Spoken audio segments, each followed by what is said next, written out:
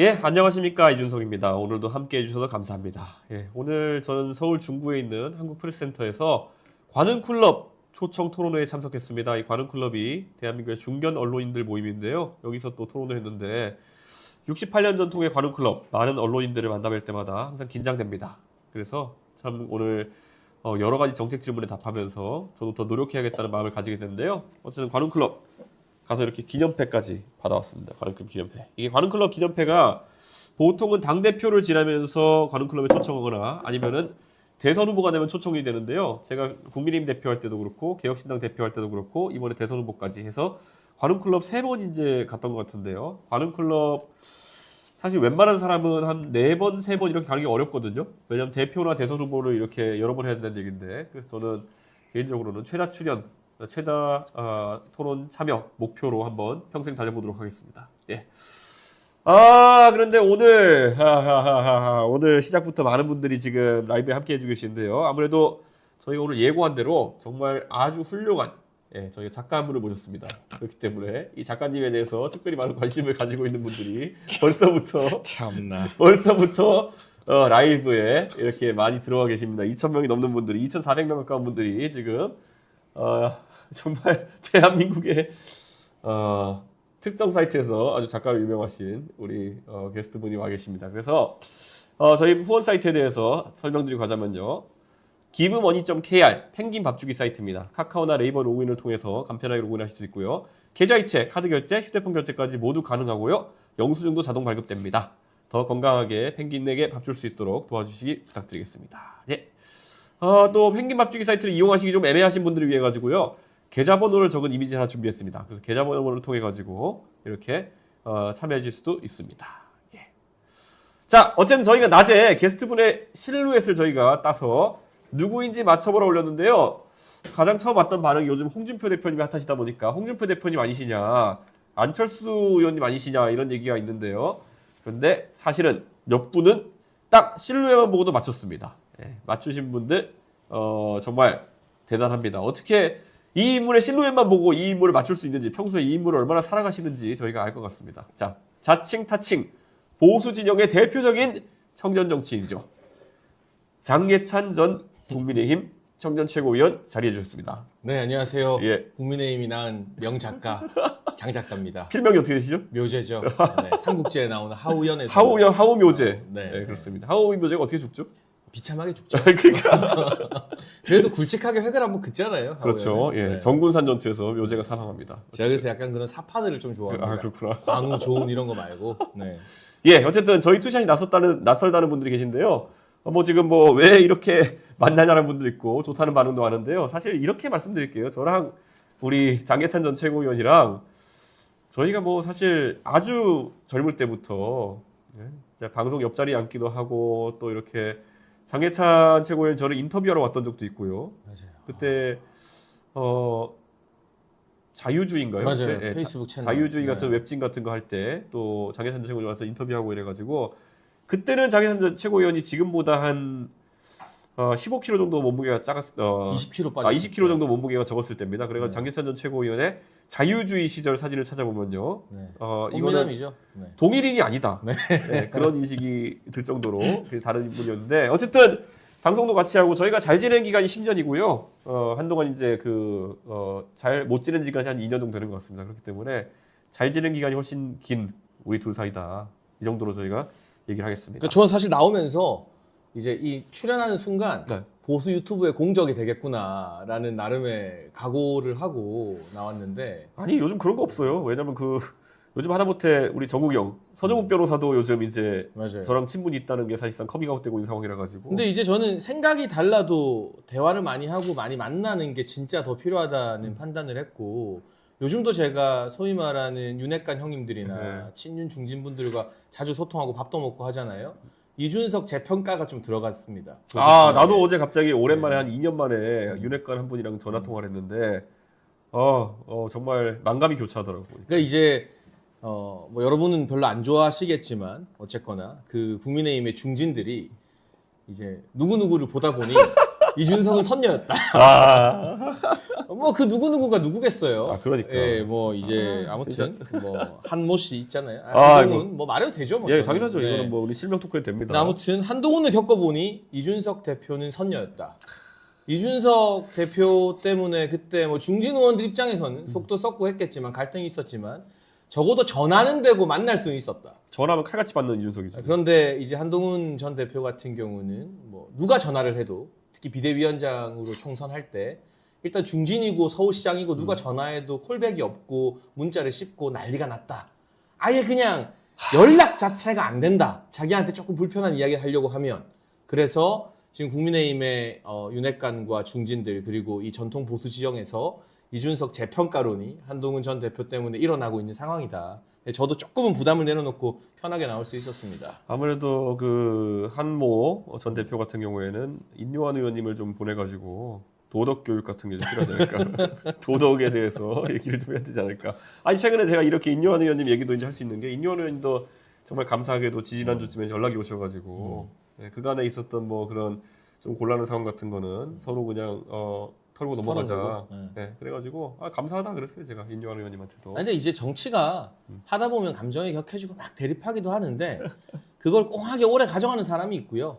네, 그걸 대표적으로 꽁하게 오래 가져가는 사람이 우리가 이야기하는 한모 전 대표고. 그렇구나 또. 뭐 시간 지나면 다 털어버리고 또 이 미래를 이야기하는 경우가 많은데 네. 후자 쪽으로 가야죠. 누가 그러니까 이번에 안철수 의원이랑 뭐 어쨌든 공통의 목표와 공통의 관심사를 가지고 만나가지고 얘기하니까 사실 말이 잘 통하는 사이인데 지금까지 뭐 정치적 상황 때문에 좀 텐션이 있었는데 털어내니까 홀가분하더라고요. 그러니까 저는 이번 대선 국면에서 여러 가지 뉴스들이 막 있잖아요. 한독수 대행 출마니 뭐니도 있고 저기는 이제 어버이 수령 추대식 하고 있고. 근데 뭐 언론의 관심이나 국민적 관심도를 떠나서 가장 의미 있었던 게 이준석 후보와 안철수 후보의 그 판교에서의 IT 대담, AI 그렇죠. 대담. 그리고 이준석 후보가 그동안 안철수 후보와 사이가 안 좋았던 건 전적으로 내 탓이다. 후회한다는 걸 보면서 야 역시 40대가 되니까 사람이 좀 변하는구나. 불혹이지, 불혹이지. 불혹이구나. 유혹에 빠지지 않는다. 이제. 그러면서 아니 그게 진짜로 좋아 보였어요. 그게 너무 좋아 보였고 어쨌든 보수 진영이나 중도적인 국민들 사이에 이준석 후보한테 기대감 갖는 분들도 있지만 옛날에 당대표 때 투표했다가 뭐 실망하고 돌아선 분들도 꽤 그렇지. 있잖아요. 많죠. 네. 예. 근데 그런 분들이 이제 이준석 저거 절대 안 변한다. 절대 사람 안 된다 하다가 그 안철수 후보와의 관계에서 이거 모든 건 내 잘못이다 말하는 걸 보면서 제 주변에도 되게 신선한 충격을 많이 받은 것 같고 원래 진도를 뺄 때는 확 빼야 되는 거예요. 뭐. 이 대선 과정에서 그 장면, 그 그림이, 그 투샷이 사실 지금까지의 조기 대선의 흙탕물 같은 광경에서는 가장 한국 정치에서 건지고 남을 만한 그런 기록이었던 것 같아요. 근데 어쨌든 그 한모 전 대표 전문가로서 근데 왜 토론을 저렇게 하는 거예요? 그러니까 그게 본성인 것 같아요. 본성? 그러니까 취조하는 본성. 그러니까 이 사람 눈에는 내 앞에 앉아 있는 사람이 당내 경선 후보면 결국에는 나중에 그 표도 가져와야 되잖아요. 당연하죠. 그러니까 어차피 결선은 김문수, 홍준표 아니면 김문수, 한동훈이었잖아요. 김문수는 상수였고 그러면 특히 다른 사람은 몰라도 홍준표 후보님과 토론할 때는 선을 안 넘어야 돼요. 그렇죠. 그리고 상대적으로 찬탄파인 안철수 후보한테도 되게 존중의 메시지를 표했어야 되고 왜냐하면 어차피 4위라는 건 기정사실이었으니까. 그렇죠. 근데 딱 마주 앉으면 여전히 검사가 되고 다 피의자인 거예요. 자기 눈에는. 그거 이겨먹어서 뭐 하려고. 나는 너무 완벽한 남자고 뭐 다 나는 뭐 세련됐고 여성 팬도 많고 그게 다 이제 60대 70대 위주라는 게 문제지만 그리고 나는 이 혼탁한 여의도 정치를 구원하러 온 백마탄 왕자님인데 이 구태한 인간들 너네 어디야 뭐 취조 좀 받아봐 너네 뭐 징역 15년 징역 10년 이게 그냥 안 바뀌는 거예요. 난 이번에 그래서 저는 진짜 그런 공약 하나 내주면 좋겠어요. 법조인들은 검사든 판사든 사회생활 한 5년 10년 안 하면 정치로 바로 직진출 못하게 하는 그 제어 장치가 저는 필요하다는 거 진짜 많이 느껴요. 아니 윤석열이 1호 참모가 그런 말 했대. 이제 지나간 분에 대해서 하기보다는 그때는 또 그 나름의 시대 정신 이재명을 막기 위해서 무너진 보수 진영을 재건해야 되는 시대 정신이 있었고 우리 이준석 후보도 어쨌든 과거 평론보다는 이제 미래를 바라봐야 되잖아요. 그치. 근데 판사나 검사가 실컷 판결 때리고 수사하다가 그 다음날 정계 진출해버리면 그 판결과 그 수사를 우리가 어떻게 신뢰하냐고. 그렇죠. 그리고 걔네들은 안 돼. 그 쿠세, 그 법조인으로서 세상을 다 자기 아래로 보는 법조인들이 대한민국 정치 다 막치는 거 아니야 이때까지 사실 보면. 야, 진짜. 그러니까 그거를 좀 우리가 제도적으로 막는 게 뭐 헌법에 규정한 참정권 침해일지는 몰라도 법 간의 어떤 정치적 중립성, 공정성의 가치가 저는 더 우선시된다고 보거든요. 그러면 공감하는 보통 국민들 되게 많을 것 같아요. 진짜 딱 와닿는 말씀이고, 물론 위헌적인 요소가 있어가지고 공약으로는 못 걸겠지만은, 또 국민들이 봤을 때는 이제, 사실 뭐 이재명 대표도 법률가고 이래가지고 정치하면서 계속 하는 게 자기 방어적 방탄 이런 것만 하고 있어서 좀 짜증나는 분들도 있는데, 이 기회에 좀 그런 분위기가 좀 생겼으면. 그러니까 기자가 어제까지 칼럼으로 특정 정당 조지다가 다음날 반대 정당에서 입당해서 그거는 공천받으면 부도덕하지, 그거는. 근데 그거는 위법은 아니지만 욕을 엄청 먹잖아요. 근데 검사 판사 똑같은 거예요. 어제까지 정치 판결 내리고 정치 검사로 누구 몰아서 막 사냥개 노릇하면서 나는 이때가 화양 연하였다라면서 막 뽕 맞아 있다가 다음날 출마해 버리면 그 사람의 어떤 수사나 판결이 공정했다는 걸 누가 믿을 수 있냐고요. 그거. 아니, 그리고 나는 좀 수사 성과라고 하면은, 예를 들어서 뭐, 그걸 적폐청산 수사하다가 보수진영 절단된다고 들어갈 수도 있고, 뭐, 한데, 양승태 대법관 같은 경우, 대법원장 같은 경우에는 47가지인가? 그 혐의로 기소했다가 싹 무죄 났다 다 그러면. 무죄. 그 정도면 미안해야 되는 거 아닌가? 그게 무슨 조선 제일검이야. 조선 제일검이지. 진짜. 나는 진짜 내가 47명까지 혐의로 생사를 잡았으면은 되게 미안할 것 같거든, 보니까. 그런 거 없어요. 그냥 그때 제가 이 검사들을 많이 겪어보니까 이 정권 초기 심세들이 또 검사 출신들이 많았잖아. 그 사실은 윤석열 대통령의 눈과 귀를 가리고 그 검사 출신들이 법무부와 대통령실에 박혀서 인사농단을 하고 호의호식을 하고 권력을 다 자기들이 갖고 놀았던 건데 이 사람들은 그냥 사건 크게 만들어서 언론 플레이하고 주목받으면 나중에 유무죄의 책임을 안 져. 그러니까 민주당에서 법안 논의했던 건데 오죽하면 기소했다가 무죄 나오면 책임지게 만드는 법안에 공감하는 국민들이 꽤 많을 거예요. 그러니까 좀 적극적으로 이렇게 하라는 의미에서 그런 법안까지는 안 만들겠지만은 이 최근에 보면은 너무 이제 기소하고 이런 것들을 권력으로 활용하는 사람들이 많아가지고 좀 걱정이 됩니다. 자, 어쨌든 오늘 그래서 이런 서로에게 하지 못했던 궁금한 이야기들을 각각 준비해서 좀 털어놓는 시간을 마련했는데요. 이름하여 이준석 장해찬의 직언직설입니다. 네, 직언직설. 네.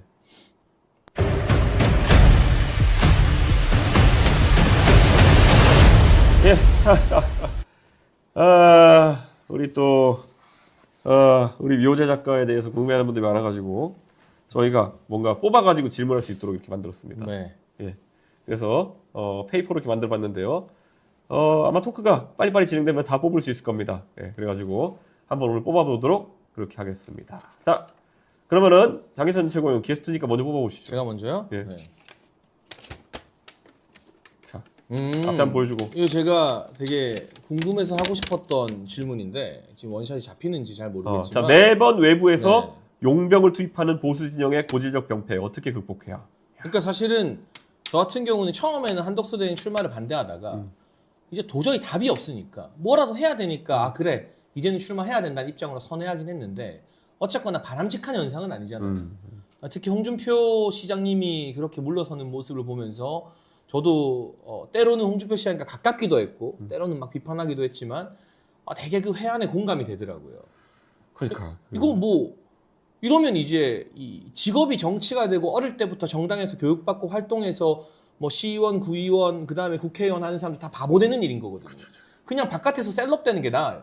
그러니까 셀럽 놀이하는 사람들이 막 기타 치고 새우깡 먹으면서 제가 아니면 이재명은 못 이깁니다. 오늘 등장인물이 한 사람밖에 없는 것 같아. 그 새우깡에 막 할머니들이 환호하고 막 와 새우깡 잘 먹는다 하고 이게 뭐 미스터 트롯으로 대선 주자를 뽑는 건지 그게 아니라 저도 정당 정치를 대선하면서 짧게 해봤지만 여기서 배우고 훈련되는 게 진짜 많거든요. 그러니까 정치는 사람을 상대하는 일이고 사람 상대하는 스킬을 키워나가는 것인데 그 부분에 있어가지고 사실 비대위원장하고 당대표에서는 굉장한 기회를 부여받은 거 아닌가? 그쵸. 뭐 장관직까지 공짜로 줬는데 사실은. 그러니까. 근데 거기서 성과를 못 내놓고 자기는 민주당과 이재명한테 다 이겼다 하면서 또 우리 또 묘재 작가가 또 부산 출신의 또 이 명작가로서 부산 금정구청장 선거에서 보궐선거에서 이긴 건 어느 정도의 전과입니까? 그거는 지면은 김정은이 적화 통일하는 거예요. 금정구 선거에서 지면 김정은이 내려왔을 때 위임맞이 막 하면서 이제 거의 적화 통일되는 수준인 거예요. 예. 그거를 이겨놓고 나는 강화도에서 이겼다. 강화도 이긴 건 솔직히 말도 안 되는 그 얘기고 금정구청장도 내가 봤을 때는 진짜 그건 적화 통일되는 거라니까요. 금정이 넘어가는. 금정이 뺏긴다는 건 부산 다 넘어간다는 얘긴데. 그러니까 이게 얼마나 내세울 성과가 없으면 그걸 내세우느냐. 근데 이제 한동훈 전 대표 이야기만 할 게 아니라 고질적으로 보면 민주당은 자질에 문제가 있을지 몰라도 청년 그룹에서 오래 활동했던 장경태, 전용기 그렇지. 같은 사람을 키워서 벌써 그분들이 재선이에요. 맞아. 30대, 40대 초반인데 재선이고 그럼 이제 삼선 바라보고 이 사람들이 40대, 50대 때 정치적 전성기를 맞이할 수 있잖아요. 그렇죠. 지금은 좀 티미해 보여도 어쨌든 훈련을 계속 시켜주잖아요.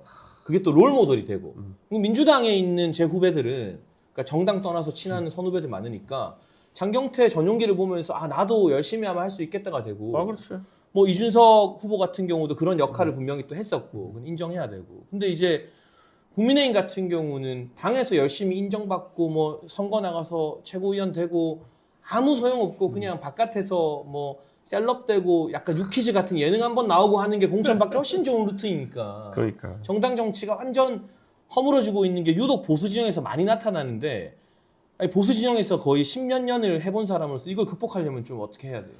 그러니까 결국에는 내가 그때 대변인 선발을 이제 해가지고 방송도 마국대. 내보내가지고 갈고 닦고 그래가지고 사실 그 방송에서 우리가 말하지만 솔직히 종편이라는 방송 패널로 5년 6년 버티는 사람들은 첫째 실력이 있고 두 번째로는 어느 정도의 그런 사람들의 평가가 된 거거든 보면은. 그러니까 그런 어떤 젊은 사람들이 자기 정견을 얘기하고 조금씩 사회 인정받아서 올라올 수 있는 체계를 만들어야 되는 건데 근데 왜 그런 것들을 싫어할까? 이번에 난 놀랐던 게 국민의힘에 보면 80년생 의원들 나랑 비슷하거나 아니면 한두 살 아래에 있는 의원들이 있는데 내가 고생해온 거에 비하면 굉장히 쉽게 배지 받은 사람들이 좀 있는 것 같아. 아 그리고 저는 뭐 안 달아봐서 모르겠지만 거의 달았지. 반쯤 달았다가 떼봐서 모르겠지만 와, 진짜. 달고 나서가 더 중요한 거 아니에요? 그렇지. 그러니까 달고 나서 이 80년대 생들이 뭐 개혁신당의 이준석 후보, 천하람 의원도 있고 뭐 당은 달라도 뭔가 젊은 사람들 국회의원 뽑아놓으니까 다른 애라는 인식을 주기 위해서 노력을 해야 되는데 정치적 전국이 굉장히 혼탁했다는 점을 인정하지만 사실 다 그냥 숨죽이고 잠수 타고 지역구에서 내가 다음에 어떻게 보일까 그 궁리만 하고 있는 것 같으니 오히려 차라리 선명하면 제대로 선명한 민주당 청년 정치인들한테도 밀리는 것 같고. 그러니까 요즘은 그 보수 정당에 와야 될 것 같은 정치인들이 오히려 민주당에 영입되는 케이스가 갈수록 늘어나고 있다. 예전대로 스펙 같으면은 당연히 보수 정당에 와야 될 그런 전문가 그룹이나 이런 쪽에서 민주당 문을 두드리는 비율이 높아지고 있다. 이거 자체가 총체적 인재는 아니다. 저는 나국대 좀 긍정 평가하고 싶은 게 지금은 이제 노선이 달라져서 이준석 후보님 입장에서는 좀 불편한 동생일지 몰라도 박민영 대변인 같은 경우 어쨌든 그 스펙으로 용산도 갔다가 국민의힘의 젊은 대변인 돼서 방송 활약 많이 하잖아요. 그러니까 당을 떠나서 좀 그런 공정한 등용문이나 그런 채널들이 좀 많아졌으면 좋겠어요. 박민영 대변인은 원래 바른정당 때부터 계속 이렇게 토론 사냥꾼, 토론대회 사냥꾼으로 활동할 정도로 굉장히 실력 있는 그런 대변인인데 아이고 잘 됐으면 좋겠다. 자,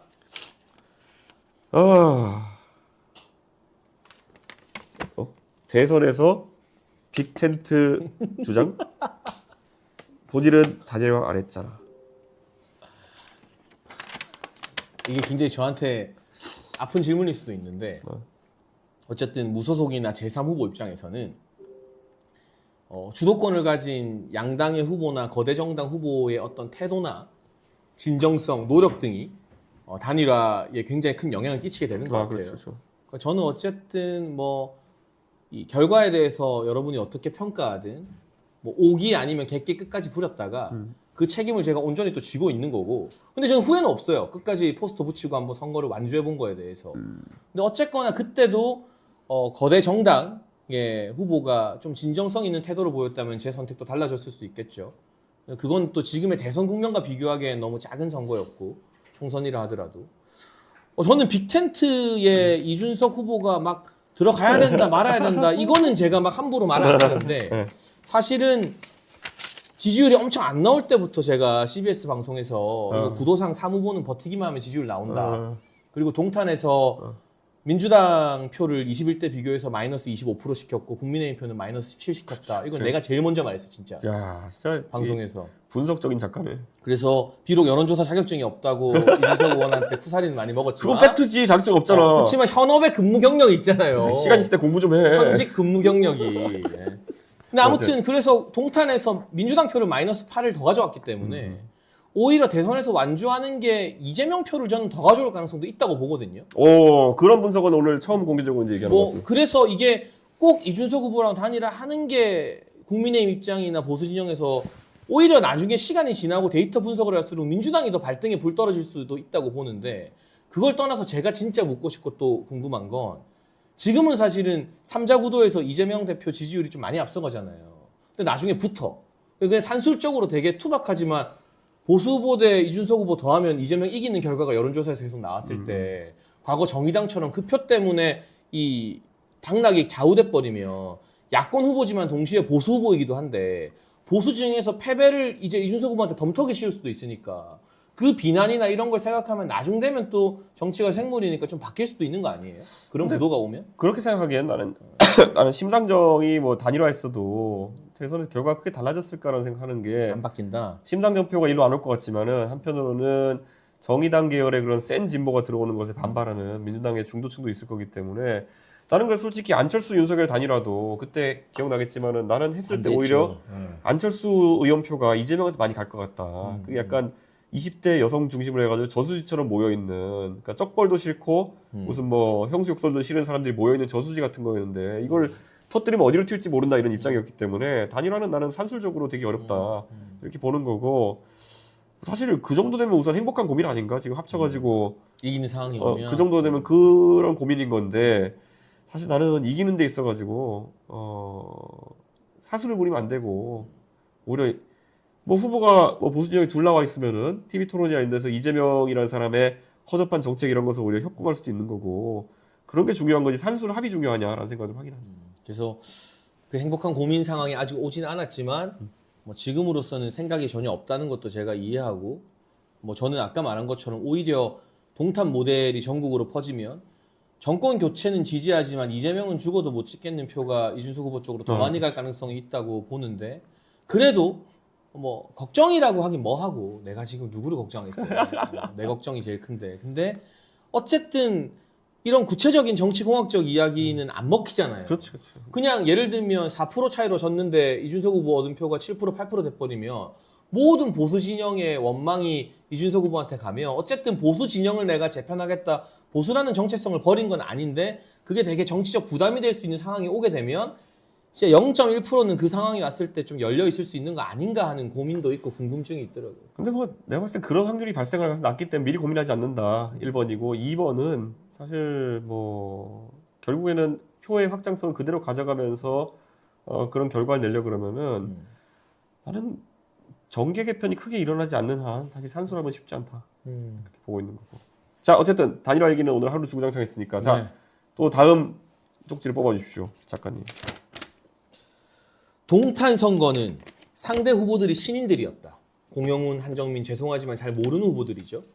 그런데 전국 선거에서 이재명의 인지도나 결집력, 또 어쨌든 보수 진영 단일 후보가 나오면 그 인지도나 결집력은 공영훈, 한정민과는 차원이 다를 텐데 그 모델을 전국에서 재현할 만한 또 비결이 있어요. 결국 지금 아직까지 마음을 결정하지 못한 유권자가 20, 30% 있는 상황이기 때문에 결국엔 TV 토론 한 방이 되게 중요할 것이고 그리고 나는 결국에는 이재명 캠프가 지금 침대 축구 모델로 가고 있고 뭐 아무나 끌어들여 가지고 이제 사실 내가 중도 보수요 이런 식으로 하는 그런 상황이 되는데 벌써부터 캠프에서 정책의 노선이나 이런 것들 이견이 노출되는 걸 봐가지고 그냥 짬뽕 캠프가 돼가지고 자기 다리에 걸려 넣어질 수 있다 그런 생각하는 거고 어제 오늘도 보면은 공약 발표할 것처럼 했다가 갑자기 지워버리고 이런 일이 이제 나타나기 시작하는 거 봐가지고 뭐 포괄임금제 글 올렸다가 삭제하고 그런 것들이 심상치 않은 시그널이다. 그리고 유종일 교수 처음에 영입했다가 유종일 교수가 이제 뭐 뒤통수 맞았다 이런 얘기도 나오고 있는 거고 그래서 나는 충분히 그 자멸할 수 있는 부분이 있다 이재명 캠프가 그런 생각을 좀 합니다. 자 다음에 빨리 뽑아보겠습니다. 자 뭐가 있을까? 이건 너무 쉬운 문제인데. 한동훈 아직도 미운가? 한동훈 아직도 미운가? 저는 자 그럼 한동훈 대표에서 어디가 제일 미운지 신체 부위 말고 어떤 부분이 제일 그러니까 오늘 또 품격 있는 대선 주자의 방송이니까 제가 뭐 이런 거는 안 하겠습니다. 이런 거는 제가 오늘 이 방송의 격을 생각해서 잘 안 하겠고요. 저는 뭐 개인적인 뭐 미움보다는 아까 원샷이 안 잡혔으니까 제가 이런 거 안 한다고 한 겁니다. 네, 자. 네. 그러니까 정치를 하면 안 될 사람이라고 생각해요. 그게 단순히 뭐 윤석열 대통령과의 관계, 뭐 배신이다 어쩐다, 뭐 제가 공천 뭐 취소되는 과정에서 결정권자였다라는 차원을 떠나서 저는 웬만한 사람보다 한동훈 전 대표를 제일 잘 아는 사람입니다. 그때 한동훈 전 대표가 이준석을 좀 대응사주. 대응사주 이렇게 얘기하기도 했는데 근데 그때는 초창기에는 용산이랑 한동훈 전 대표 관계가 되게 좋았잖아요. 근데 한동훈 전 대표가 그 부탁을 많이 했고 굉장히 굵직한 용산의 인물들도 저한테 전화 와서 한동훈 전 대표 요청이다.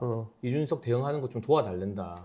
그런 이야기들 했어요. 초창기 때는. 그런데 한동훈 전 대표는 그렇게 결부돼 있었던 사람이 지금 와가지고 갑자기 저렇게 안면몰수하는 거는 정치에서 좋은 말 나오기 어려운데. 그리고 제가 왜 이 한동훈 전 대표에 대한 반감이 크냐면 사실은 한동훈 전 대표도 보스잖아요. 리더고 한 계파에. 그럼 그 밑에 있는 실무진이나 스피커들은 서로의 리더를 공격해요. 그렇죠? 예. 이준석이라는 리더가 있으면 그 밑에 또 사람들이 막 있는데 이 상대방 보스를 공격하잖아요. 그렇죠. 근데 친한계의 특징은 뭐냐? 그냥 난사를 해버려요. 아, 예를 들면은 친한계에서 이준석만 공격하는 게 아니라 이기인도 공격하고 천하람도 공격하고 이거 완전 흙탕물로 만들어요. 대변인도 공격하고. 난 이런 꼴은 살다 저도 정치방송 오래 했지만 처음 봐요. 그러니까 이게 너무 많은데 감정적 앙금을 남기는 분열의 정치의 모습이고 그리고 필요할 때 자기가 나서서 이야기하는 게 저는 리더의 덕목이라고 생각해요. 근데 이제 남한테 시켜서 어려운 이야기, 자기한테 불똥 튈 이야기를 대신 시키는 거는 이건 전형적인 부장검사나 검사장들이 어려운 사건 초임검사나 누구한테 총대 매기하고 돌격시킨 다음에 나중에 자기는 상황 보고 수습하겠다라는 그런 거거든요. 이런 전형적인 위험에 외주한데 이런 것들 참 뭐 우리같이 최전선에 뛰어서 그냥 맞을 거 맞아가면서 정치하는 사람들한테는 이해가 안 가는 행태라고 보이는데. 어쨌든 이준석 후보 같은 경우는 그로 인한 호불호도 많이 생겼지만 자기가 자기 메시지를 내고 거기에 대한 반감까지 책임을 지잖아요. 저도 뭐 스케일은 다르지만 제가 정치적 메시지를 최고위원 할 때 엄청 많이 내지 제가 뭐 뒤에 숨어 있거나 하는 편은 아니고 그로 인해 고소고발도 지겹게 당했고 고소고발도 당했어. 엄청 많이 당했죠. 이재명 대표한테만 2번 당했고 막 아들로 하도 제가 의혹을 파서 우리 이동호 씨. 6월에 결혼한다는데 좀 찾아내서 가가지고 축의금이라도 좀 많이 해야 될 것 같은데. 그 집이 좋은데 얻어졌다는 얘기 있던데. 그래서 아무튼 결혼식장 수배 중입니다. 축의금 많이 내려고. 동호야 이제는 마사지 끊고 건전하게 살아라. 네, 아무튼 네. 자, 근데 그런 입장에서 자꾸 누구한테 뭘 시키면서 분열을 조장하는 게 저는 정치인으로서의 기본 자질이 아니라고 생각해요. 나도 그러니까 처음 겪어보는 그런 유형의 팀인 게 정말 그 가끔가다 내가 이런 말하기 좀 그렇지만 그 팀에 있는 사람들이 방송국에 마주치면은 나한테 그래도 내가 그 당의 대표까지 했던 사람인데 나한테 보수에 대해서 가르치려 들고 그다음에 뭐 아니 얼마 전까지 참여연대 있던 양반들이 도대체 뭘 지들이 뭘 아유 뭐 국민의힘에 대해서 나한테 가르쳐 주려고 그러고 뭐 이런 사람도 있어가지고 되게 특이한 그런 나르시즘이 그냥 문화인 집단이다 이런 생각을 하게 됩니다. 자, 우리 또 작가님 한번 뽑으시죠. 네. 보수라는 철학과 이념을 추구하는 정당이 나아가야 할 방향.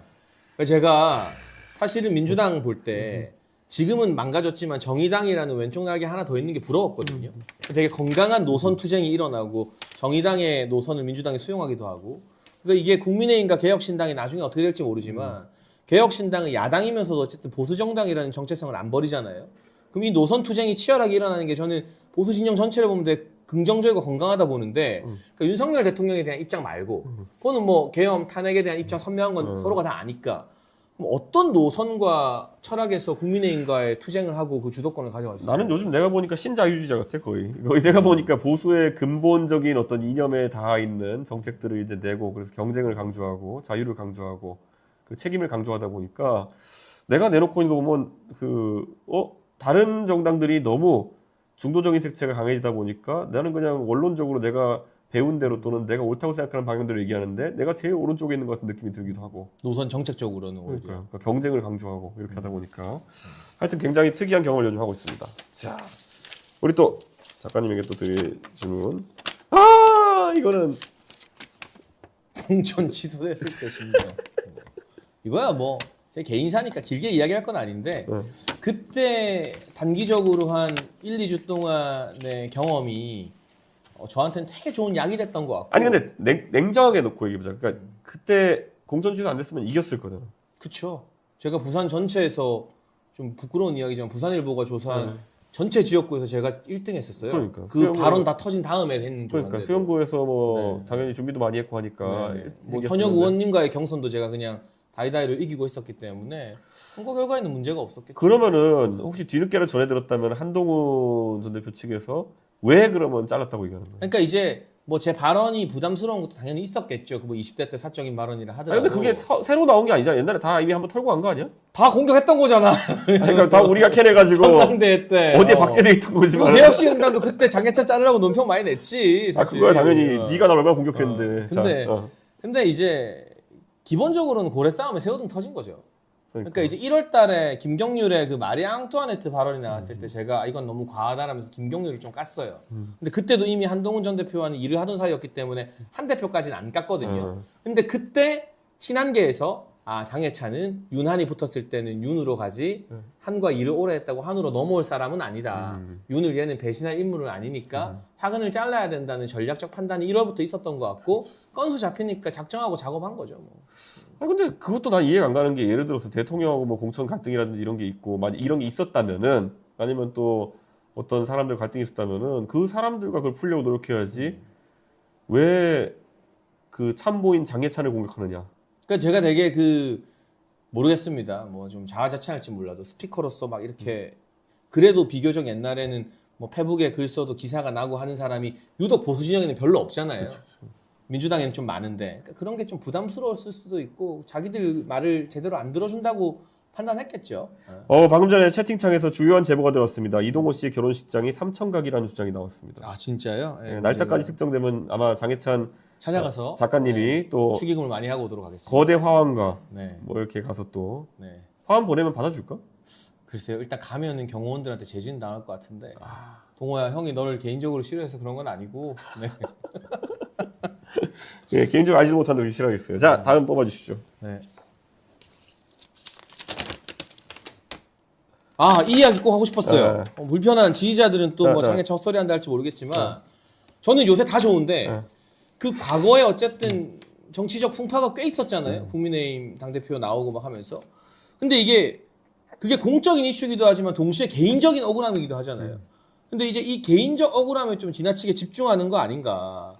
그러니까 이게 과거 이야기를 조금만 해도 언론에서는 그게 재밌으니까 더 많이 쓸 텐데 그럼 이제 과거사나 이런 이야기는 국민들이 알아서 평가하고 다 보고 있을 테니까 그 이야기나 그 어떤 평론가적 과거사에 대한 이 소외는 좀 그만 이야기하고 언론이 당장 많이 안 받아도 오늘 관훈 토론에서 나왔던 그런 정치와 정책에 대한 메시지를 좀 더 많이 집중해서 내야 되는 거 아닌가. 그러니까 이게 잘 하다가도 한 번씩 과거사 이야기가 나오니까 그럼 그걸로 도배가 싹 돼버리면 정치 저관여층은 사실 그 기사만 보거든요.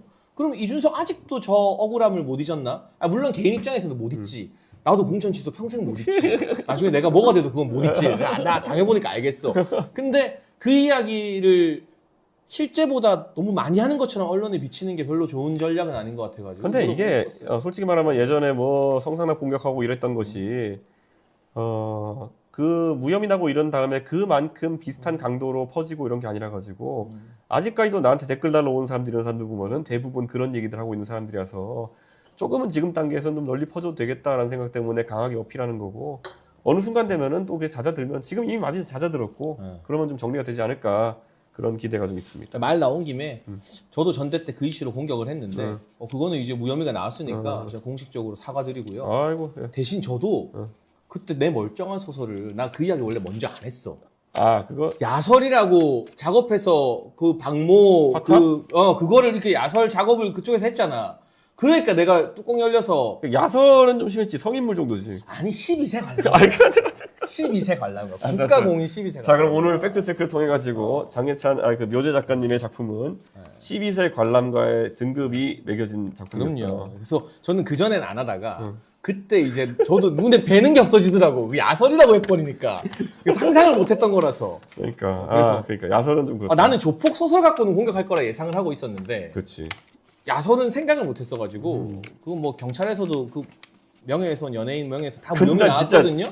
진짜? 내가 장해찬 최고는 한 번도 안 물어봤는 게 하나 있는데 그러니까 그 큰 줄기에 장해찬 의혹에 보면은 그 12세 그것도 있고 그다음에 저거 있잖아요. 친 거? 드리프트 그 드래그인가? 아, 그 자동차 맛집 투어 동호회입니다. 그러니까 자전거 맛집 쪽의 동호회랑 그 다음에 무슨 나는 누가 보내줘서 봤는데 무슨 동남아 같은데 이렇게 발리야 그게? 네. 그거 이상한 영상 아니에요? 아니 그러니까 나 보죠. 아니, 닮았는데 맞나 이거 한번 물어보고 싶었던 거예요. 그때 이제 제가 20대 때 제가 발리를 진짜 좋아해서 발리만 한 7, 8번 갔다 왔거든요. 그러니까 전혀 문제 있는 영상 아니고 그냥 근데... 서핑하고 관광하고 그냥 그 발리의 어떤 건전한 클럽에서 여러분 클럽 다 가잖아요.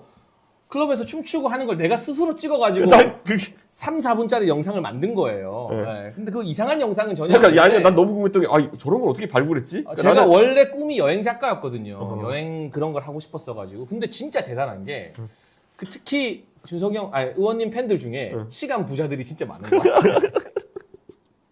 나는 그 레이싱 동호회랑 막 발리 영상이 나오는데 와 진짜 대단하다. 근데 레이싱 동호회는 어차피 공소시효 지났을 거고. 그거 무혐의 나왔어요. 무혐의 나온 거예요? 네네.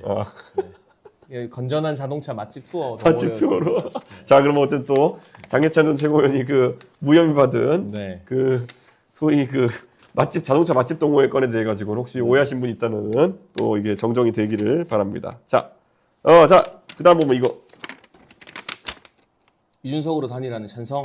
저는 이거 나중에 그러니까 이 합의에 의한 단일화는 말도 안 되는 소리잖아요. 그런 게 어딨어. 선거자금 몇백억이 걸려 있고 한데.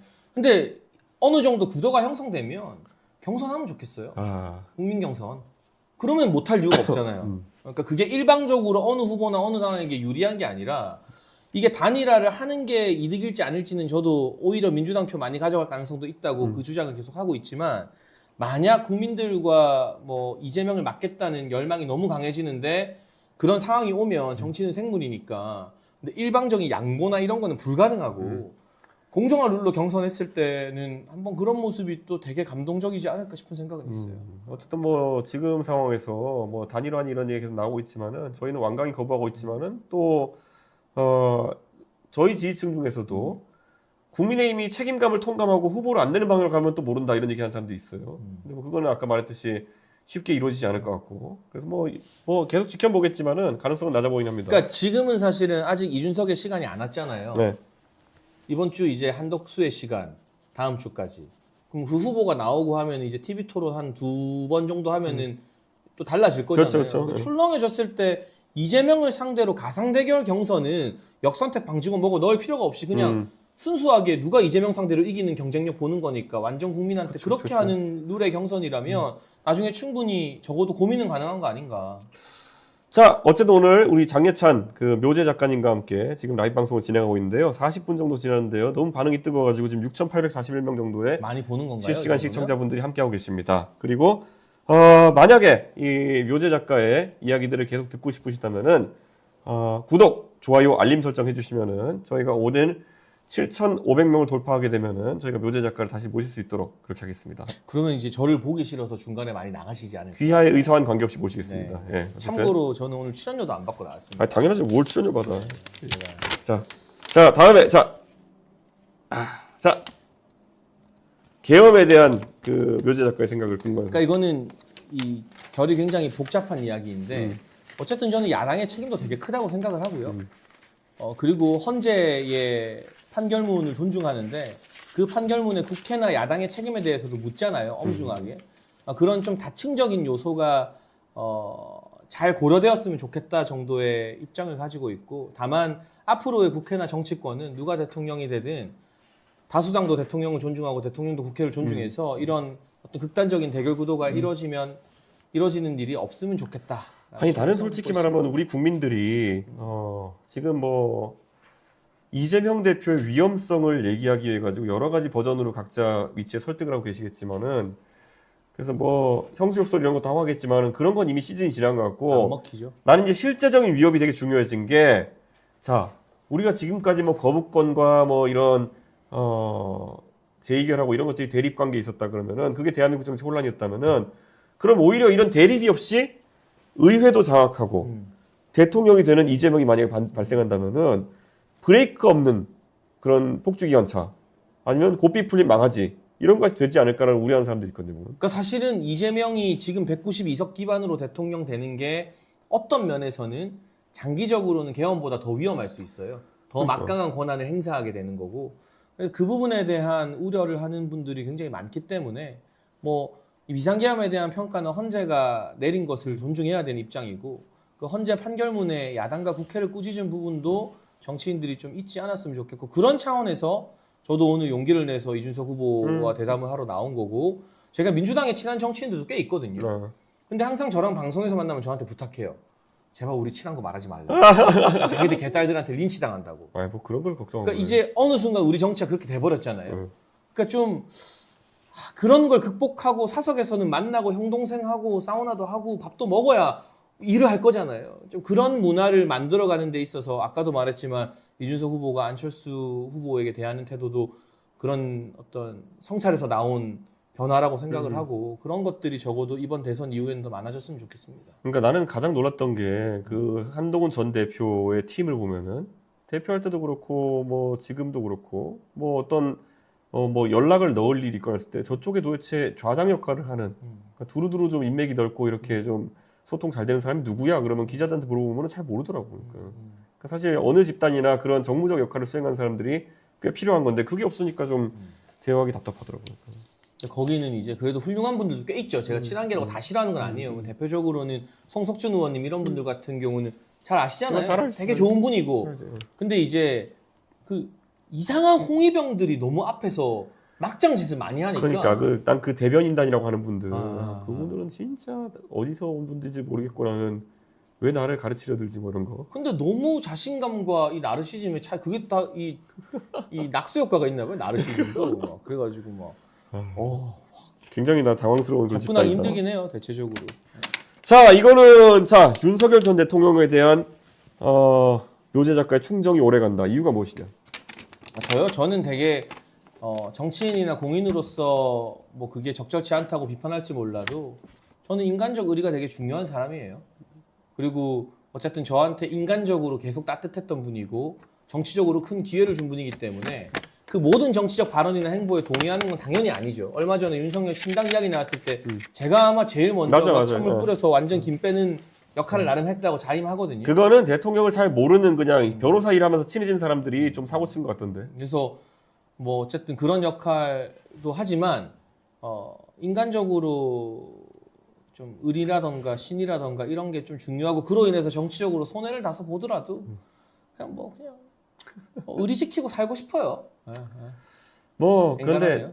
이게 참 나도 이제 박근혜 대통령도 탄핵을 당하고 해가지고 많은 사람들이 나한테 박근혜 대통령에 대해서 뭐 어떻게 생각하냐 이렇게 물어보면은 싫은 소리는 잘 안 나오더라고. 안타까움 정도가 맨날 나오는 거지.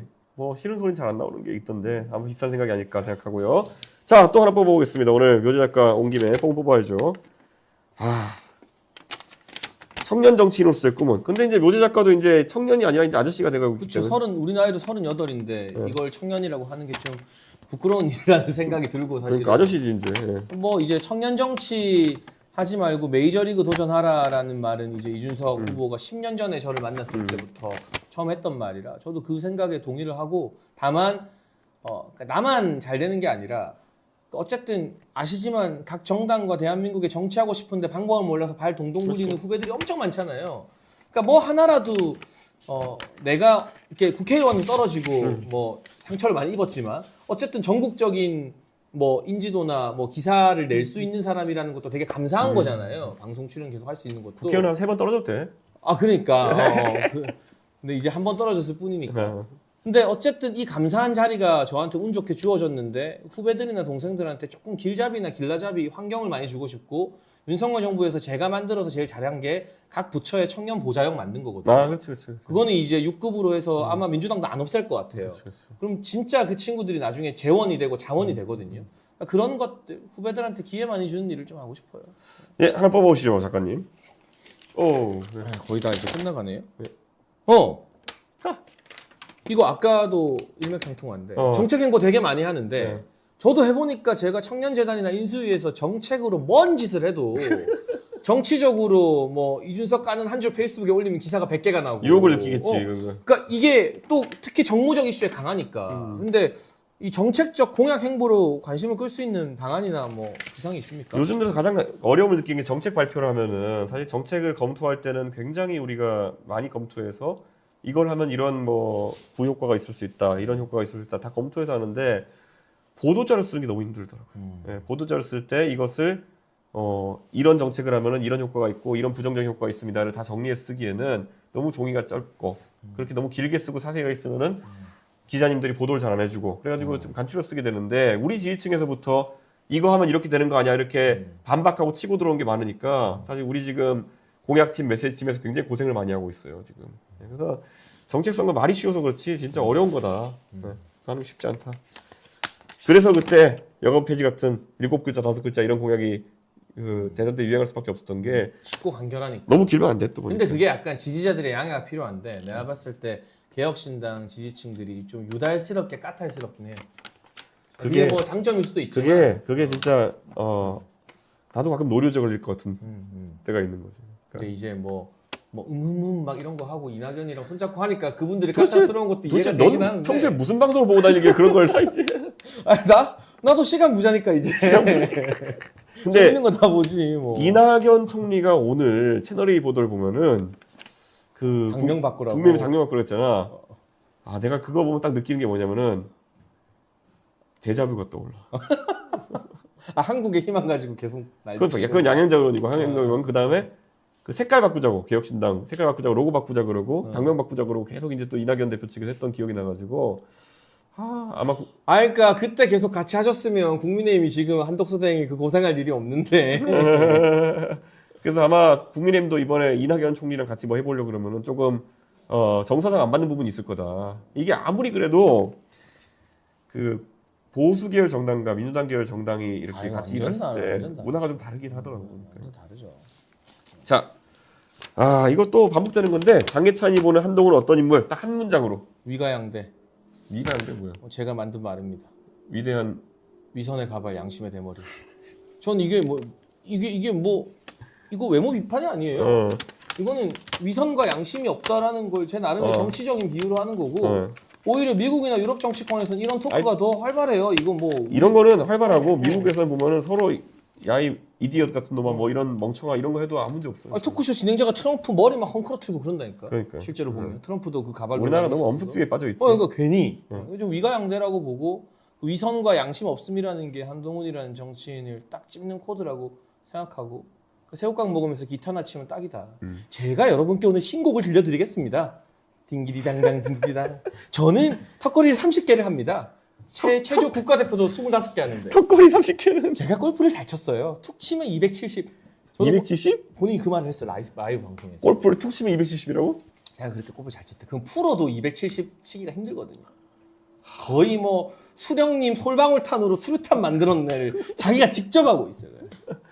야, 우리 요재 작가, 우리가 미리 준비 안 해서 그런데 제작진의 의견과 다를 수 있습니다를 앞에 띄워놓고. 저의 개인 논평이니까요. 화끈합니다. 자, 마지막 이제 뽑아보시죠.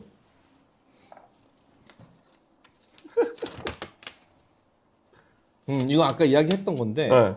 이준석 후보의 득표율보다 적은 차이로 당락이 결정되면 어쨌든 보수 주자를 내세우는데 보수층이 비난받을 그런 상황. 뭐 아까 이야기 많이 하셨지만.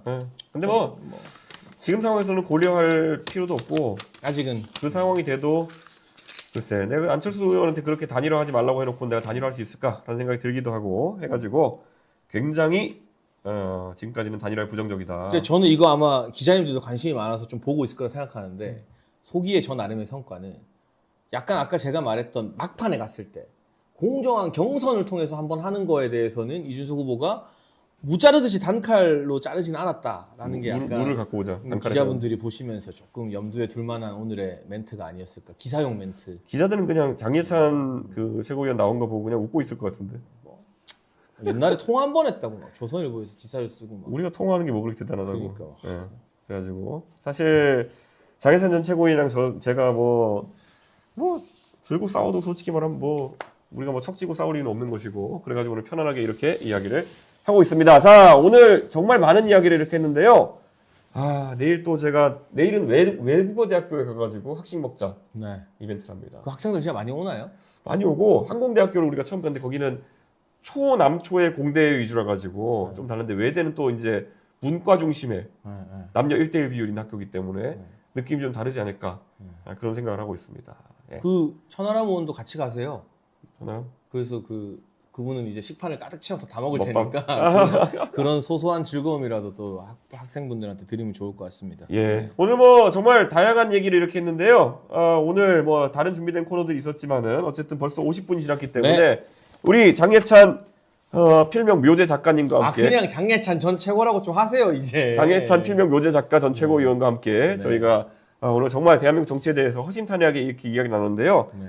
7,227명으로 지금 집계되고 있기 때문에 감사합니다. 안타깝게도 7,500명 이벤트에는 달성에 실패했지만은 어차피 그것과 관계없이 필요할 때 부르도록 하겠습니다. 역시 출연료 없습니다. 네, 뭐 오늘 함께해서 즐거웠고요. 답은 정해져 있어. 너는 오면 돼. 뭐 이런 겁니다. 어쨌든 저는 이런 시도나 이런 대화들이 굉장히 많이 일어났으면 좋겠고 그게 한국 정치 바꾸는데 좀 도움이 되지 않을까. 그래서 뭐 대선 국면에서 어렵겠지만 나중에는 민주당 의원들도 좀 초대하시고 국민의힘의 앙숙이었던 윤핵관 형님들도 초대해서 이야기도 좀 허심탄회하게 하고 그런 좀 참신한 정치적 시도가 이준석 후보 발로 좀 많이 나왔으면 좋겠습니다. 장예찬 묘제 작가 전 최고위원의 뜻에 따라 가지고 제가 나중에 관저에 들어가면은 제가 그런 기회를 많이 만들도록 하겠습니다. 왜 웃었니? 아니에요. 자 어쨌든 파이팅! 예 오늘 늦은 시간까지 정말 감사하고요. 구독, 좋아요, 알림 설정 부탁드립니다. 구독, 좋아요, 알림 설정 많이 해주시면은 저희가 실적을 체크해가지고 묘제 작가를 다시 빠른 시일 내에 부를 수 있도록 그렇게 하겠습니다. 예 오늘 여기까지 하겠습니다. 감사합니다.